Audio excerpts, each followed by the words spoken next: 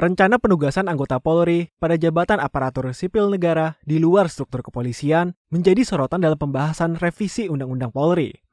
Anggota Komisi 3 DPR RI Safarudin menegaskan penempatan personel pada jabatan di luar struktur Polri harus dilakukan berdasarkan kompetensi dan keahlian sesuai dengan kebutuhan instansi. Menurut Safarudin, penugasan personel yang memiliki kualifikasi tepat akan memberikan dampak positif dan mendukung pelaksanaan tugas di lembaga tujuan secara lebih optimal. Selain penempatan anggota Polri pada jabatan tertentu, Safarudin menyebut kebutuhan keahlian khusus di lingkungan kepolisian selama ini juga dipenuhi melalui rekrutmen tenaga profesional sesuai bidangnya, mulai dari dokter, ahli kimia, ahli fisika, hingga tenaga siber. Mahalnya biaya publikasi di jurnal internasional masih menjadi kendala bagi banyak dosen dan mahasiswa di Indonesia. Karena itu, Komisi 10 DPR RI mendukung pemanfaatan jurnal dalam negeri agar hasil riset karya ilmiah dapat dipublikasikan secara lebih terjangkau.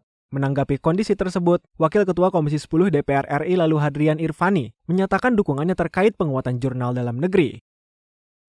Menurutnya, peningkatan kualitas riset dan publikasi ilmiah juga harus diiringi dengan dukungan anggaran pendidikan yang memadai agar ekosistem riset nasional terus berkembang. Wakil Ketua Komisi 6 DPR RI Andre Rosiade mendorong penguatan sinergi antara PT Industri Kereta Api dan PT Kereta Api Indonesia Persero dalam mendukung program peremajaan serta pengadaan sarana perkeretaapian nasional. Andre menjelaskan, DPR RI dan pemerintah mendorong agar pengadaan gerbong kereta api dan lokomotif ke depan tidak hanya fokus pada pembelian teknologi dari luar negeri, tetapi juga melibatkan industri nasional dalam proses produksi. Menurutnya, produksi dan perakitan sarana perkeretaapian perlu dioptimalkan melalui PT Inka guna memperkuat kemandirian industri nasional.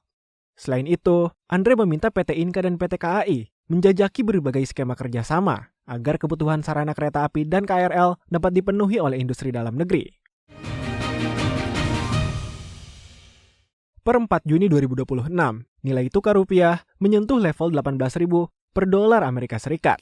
Anggota Komisi 11 DPR RI Muhammad Khalid menegaskan, penanganan pelemahan rupiah tidak hanya bertumpu pada kebijakan moneter, akan tetapi perlu menjaga ekspektasi pelaku pasar serta membangun sinergi kebijakan antar sektor menjadi kunci untuk menjaga stabilitas ekonomi nasional. Melemahnya rupiah dinilai berpotensi meningkatkan tekanan terhadap perekonomian nasional. Ketergantungan Indonesia terhadap sejumlah komoditas dan bahan baku impor dapat memicu kenaikan harga di dalam negeri saat nilai tukar rupiah terus tertekan.